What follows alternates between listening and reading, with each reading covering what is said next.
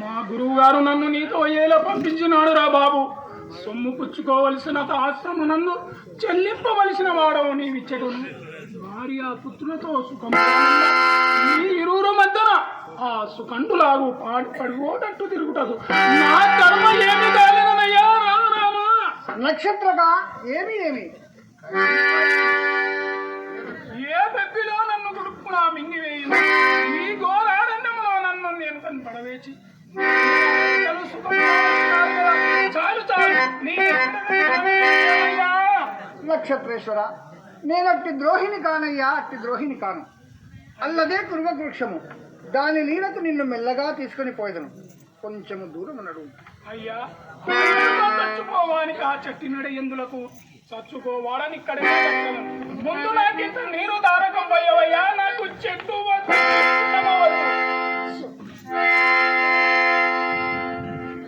ఇక్కడ ఎక్కడనూ నీరు లేదే. మరి ఇలాంటి అరణ్యమును నన్ను ఎలా తెచ్చిదివి? అయ్యా, స్నేహము కుదరక మున్ను ఒక్కని గుణాగుణముల వలన తొలుత నాకిది నిర్జల స్థలమని తెలిసినది కాదయ్యా, నిర్జల స్థలమని తెలిసినది కాదు. అవునవును, ఏ పెద్ద పులి నోట నోబడి ఈ బ్రహ్మచారి సచ్చినతో అప్పటికి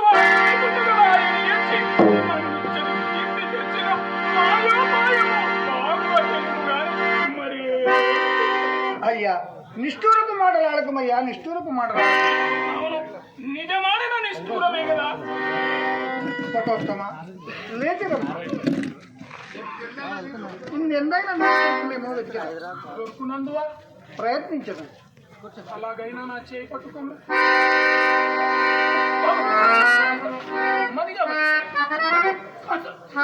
పట్టుకోవయ్యా. వాడిపోయిన పెరుగు తోట కూర కాడవలేనున్నాను.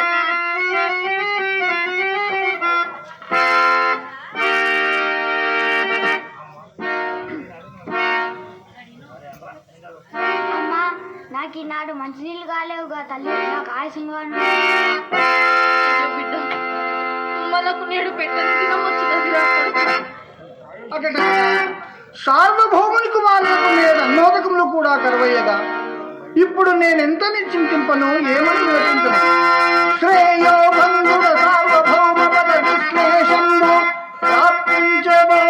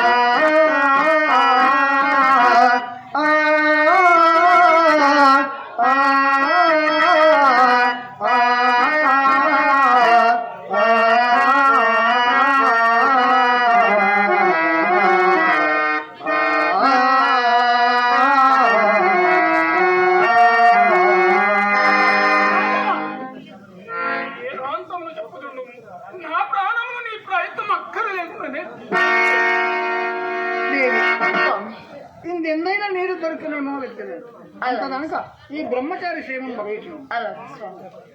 పటోత్తమ ఆ కమండలం ఇస్తారు.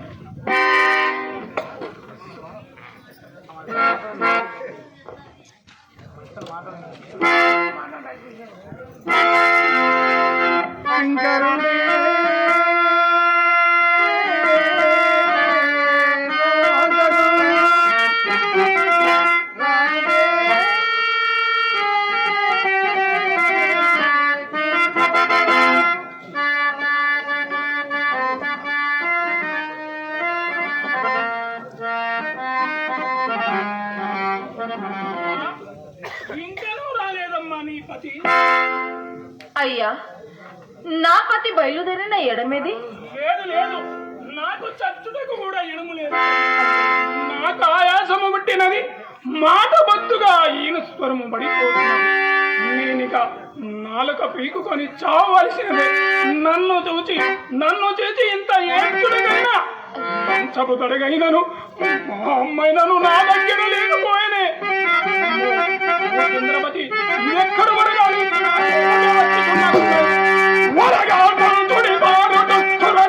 బ్రహ్మాండము కాల్పగా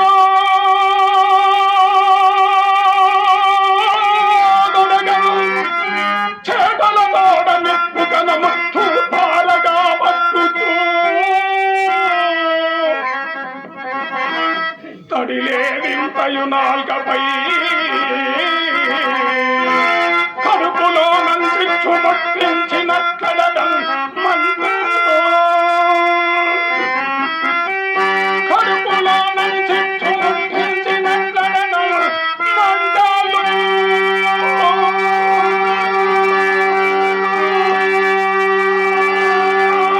పొంది నుండరిగా నా ప్రాణం మణివే